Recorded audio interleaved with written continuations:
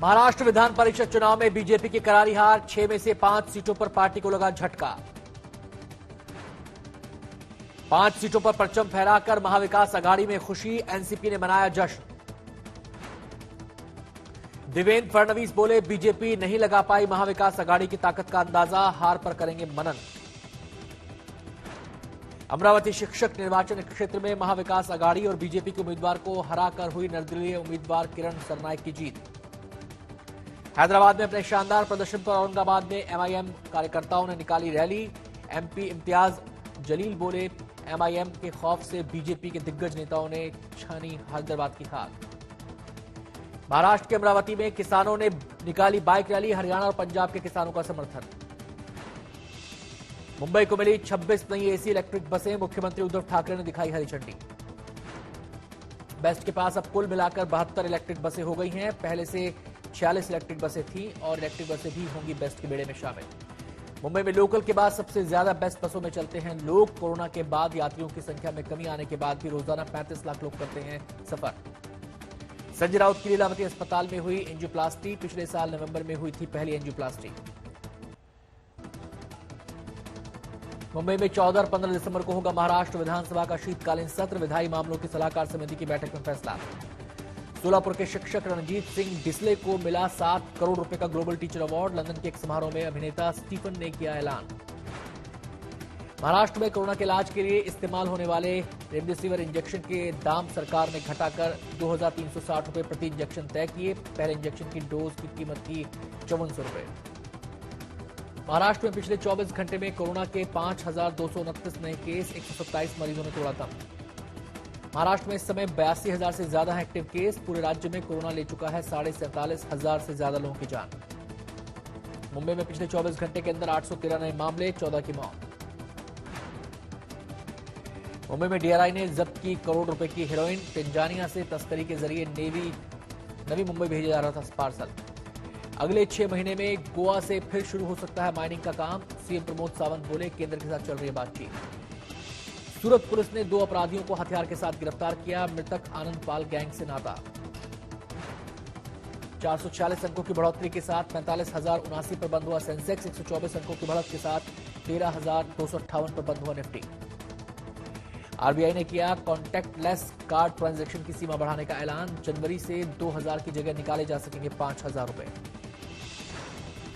अपने प्रॉफिट का कोई हिस्सा 2019-20 में बतौर डिविडेंड नहीं बांटेंगे बैंक, आरबीआई ने किया ऐलान। अनिल अंबानी की बढ़ सकती है मुश्किल, निजी गारंटी पर रियायत के मूड में नहीं है सरकार। जियो की झोली में जाएगी अनिल अंबानी की रिलायंस इंफ्राटेल, एनसीएलटी ने रेजोल्यूशन प्लान को दी मंजूरी।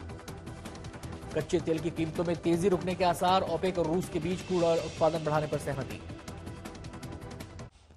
महाराष्ट्र में विधान परिषद चुनाव में बीजेपी की करारी हार हुई है। 6 में से 5 सीटों पर पार्टी को मुंह की खानी पड़ी। जिन सीटों पर बीजेपी को शिकस्त मिली उसने नागपुर और पुणे जैसे उसके गढ़ हैं। बीजेपी नेता और पूर्व सीएम देवेंद्र फडणवीस ने कहा है कि बीजेपी महाविकास आघाड़ी की ताकत का अंदाजा लगाने में नाकाम रही।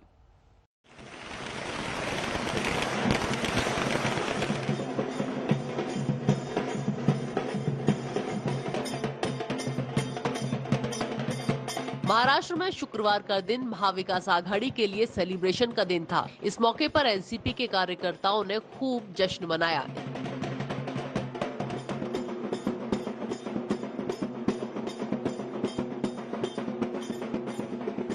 स्नातक और शिक्षक इलाकों की 5 में से 4 सीटों पर सत्ताधारी महाविकास आघाड़ी ने बाजी मारी है।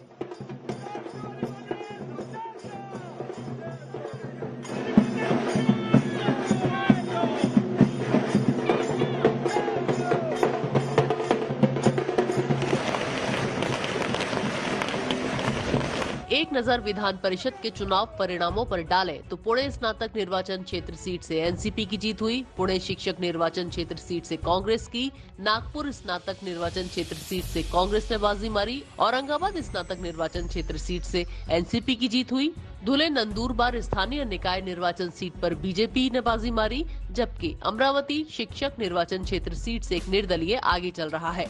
मेरे ख्याल से बहुत बड़ी जिम्मेदारी हम पे आई है। बहुत अच्छा रिजल्ट हमारी तरफ लोगों ने जो विश्वास और प्यार दिखाया है और हम सबको और मेहनत करके महाराष्ट्र को आगे कैसे ले जाना पड़ेगा, इसके बारे में सोचना चाहिए। मेरे ख्याल से अच्छा काम किया, इसलिए उसका हमको आज ये बेनिफिट हुआ है। एनडीए के जो एलाइज है इसमें एक के बाद एक वो ही कम हो रहे हैं, तो इसका आत्मचिंतन उन्होंने किया चाहिए कि जो डिवोर्स हुआ है उनके यहाँ हुआ है। महाविकास आघाड़ी की इस जीत में कांग्रेस भी अपने प्रदर्शन से 7वें आसमान पर है। उसने बीजेपी की हार को उसके अंत की शुरुआत बता दिया। निश्चित तौर पर भारतीय जनता पार्टी की पराजय की मालिका अब शुरू हो चुकी है। जो कारण था महाराष्ट्र विकास आघाड़ी सरकार को स्थापन करने का, वो कारण यही था कि लोकतंत्र को बहुत बड़ा संकट भारतीय जनता पार्टी के रूप में तैयार हो चुका है और इसका सामना करना है तो सभी विपक्ष को एक साथ आना होगा। और ये जो उपाय था वो यशस्वी होते हुए नजर आ रहा है। कुछ दिनों से ये फडणवीस जी बहुत बड़ी बात कर रहे थे कि 105 उनके विधायक है, 150 हो जाएंगे। ये भ्रम जो है ये पूरी तरह से समाप्त हो चुका है। ये जो निर्णय दिया है ये मोदी सरकार के खिलाफ निर्णय दिया है और ये निर्णय सुशिक्षित युवाओं ने दिया है जिनको बेरोजगारी के गर्त में ढकेला है। आर्थिक तौर पर पूरी तरह से विफल हो चुकी मोदी सरकार है और इकोनॉमी पूरी तरह से ध्वस्त हो चुकी है। निश्चित तौर पर एक बहुत बड़ा तबका जो है ये सुशिक्षित वर्ग का, वो बेरोजगारी की वजह से आहत महसूस कर रहा है, बहुत ही आक्रोशित है और इन्होंने अपना निर्णय मोदी सरकार के खिलाफ दिया है। महाराष्ट्र के विधान परिषद चुनावों में बीजेपी को करारा झटका लगा है। बीजेपी अपने 2 गढ़ पुणे और नागपुर भी नहीं बचा पाई। नागपुर स्नातक सीट का जाना बीजेपी के लिए एक बड़ा झटका है, क्योंकि पिछले 5 दशकों से ये बीजेपी और आरएसएस का गढ़ रही है। पूर्व मुख्यमंत्री देवेंद्र फडणवीस के पिता गंगाधर राव फडणवीस 12 साल इस सीट से प्रतिनिधि रहे। वहीं बीजेपी नेता और केंद्रीय मंत्री नितिन गडकरी का इस सीट पर 25 साल दबदबा रहा। धुले नंदुरबार से एक सीट जरूर बीजेपी के खाते में गई। नतीजों के बाद फडणवीस ने कहा कि हार के कारणों पर मनन किया जाएगा।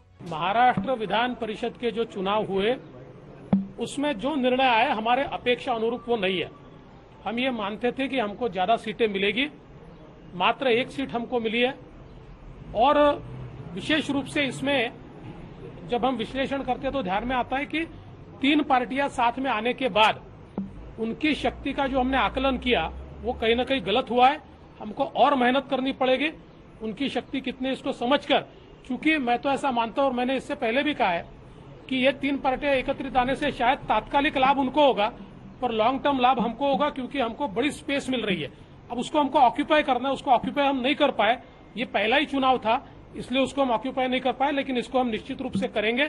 और मैं ऐसा मानता हूं कि हमें तो 1 सीट मिली है, लेकिन जिनके मुख्यमंत्री है उनको 1 भी सीट नहीं मिली तो उनको भी इस पर विचार करना पड़ेगा। भारतीय जनता पार्टी का गढ़ माना जाने वाला नागपुर जो 50 साल से सीट जीतती थी, महाविकास आघाड़ी ने सीट उनसे छीन ली है। पूना की सीट छीन ली है। 5 में से 4 जगह हम जीते, 1 जगह अपक्ष जीत के आया है।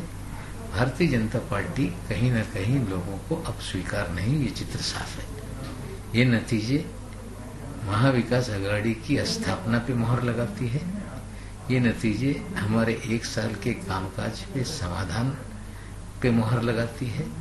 और जब पढ़ा लिखा वर्ग हमारे गठबंधन को मान रहा है तो क्या सच्चाई है ये बीजेपी को समझना पड़ेगा। बीजेपी के नेता दावा कर रहे थे कि इन नतीजों के बाद महाराष्ट्र में सत्ता परिवर्तन होगा। हमें लगता है एक बार फिर उनका दावा खोखला साबित हुआ। पुणे में भी बीजेपी की हार पार्टी के लिए एक बड़ा झटका है। 2019 में कोथरूड सीट से चुनाव जीतने से पहले महाराष्ट्र बीजेपी अध्यक्ष चंद्रकांत पाटिल के पास पुणे की ग्रेजुएट सीट हुआ करती थी। यहां उन्होंने इस बार काफी प्रचार भी किया था। मुंबई से कमलेश सुतार के साथ आज तक ब्यूरो। महाराष्ट्र के एक टीचर ने इतिहास रच दिया है। उन्हें दुनिया का सर्वश्रेष्ठ टीचर होने का सम्मान हासिल हुआ है। सोलापुर स्थित जिला परिषद स्कूल के primary teacher Ranjit Singh Disney को ग्लोबल टीचर पुरस्कार के लिए चुने जाने पर 7 करोड़ रुपए की इनाम राशि भी मिली है। पहली बार किसी भारतीय को दुनिया का सर्वश्रेष्ठ टीचर होने का सम्मान हासिल हुआ है। The winner of the Global Teacher Prize 2020 is Ranjit Desale from India. London में घोषणा हो रही थी और सोलापुर में बैठे रणजीत सिंह डिस्ले को यकीन करना मुश्किल हो रहा था कि उन्हें ही दुनिया भर में सर्वश्रेष्ठ टीचर चुना गया है। Oh, and look, there's your whole extended family now. It's wonderful. Oh, my dear fellow, I can see how moved you are. UNESCO और लंदन स्थित वार्की फाउंडेशन की ओर से दिए जाने वाले ग्लोबल टीचर प्राइज की घोषणा गुरुवार को हुई। Ranjit Desale from India.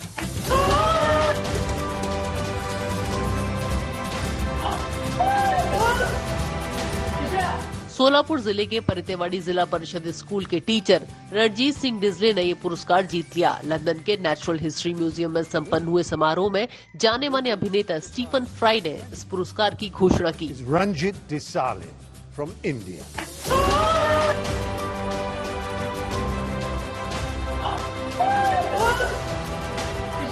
ये समारोह वर्चुअल आयोजित किया गया था। दुनिया के 140 देशों के 12,000 से ज्यादा टीचर्स ने इस स्पर्धा में हिस्सा लिया था। लड़कियों की शिक्षा को बढ़ावा देने और टेक्स्ट बुक में QR क्रांति लाने के प्रयास के लिए रणजीत सिंह डिजले को ये इनाम मिला। QR कोड्स मतलब उसका सिंपल मीनिंग है क्विक रिस्पांस कोड। हम बाजार में कहीं भी देखते हैं, बहुत सारे प्रोडक्ट्स के ऊपर हमने QR कोड देखा होगा। अगर इस QR कोड में जो कंटेंट होता है, हमने जो टेक्स्ट बुक के ऊपर QR कोड चिपकाए थे, उसमें उस लेसन का, उस चैप्टर का वीडियो मटेरियल, डिजिटल कंटेंट होता है। मान लीजिए अब अगर आप एक लेसन का, चैप्टर का QR कोड स्कैन किया तो उसके रिगार्डिंग आपको वीडियो, एनिमेटेड वीडियोस दिखाई देंगे। अगर एक कविता है तो उसका ऑडियो फॉर्मेट आपको दिखाई देगा। तो इस मोर एवर की पर्सनलाइज हो जाता है। जब बच्चे के पास मोबाइल होगा तो वो स्कैन करके कभी भी और कहीं भी वो QR कोड स्कैन करके अपनी शिक्षा जो है वो बेहतर तरीके से कर सकता है और उसको उसका आनंद भी मिलता है। सरकारी स्कूल में पढ़े रणजीत सिंह डिजले ने 2009 में सोलापुर के पारितेवाड़ी के जिला परिषद स्कूल में नौकरी शुरू की। जब वो यहाँ आए तो स्कूल की बिल्डिंग टूटी फूटी थी और स्कूल के एक तरफ जानवर बनते थे, दूसरी तरफ गोदाम था।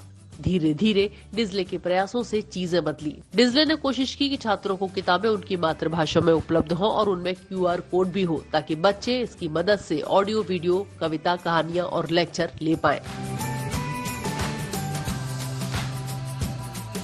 QR कोडेड टेक्स्ट बुक के इनोवेशन के लिए मुझे ये अवार्ड दिया गया है, जहाँ पे हमने QR कोड का इस्तेमाल करके कैसे स्कूल में लड़कियों का अटेंडेंस 100% अटेंडेंस अचीव किया है और कैसे बच्चियों की, लड़कियों की जो शिक्षा है वो हमने कंटिन्यू की है।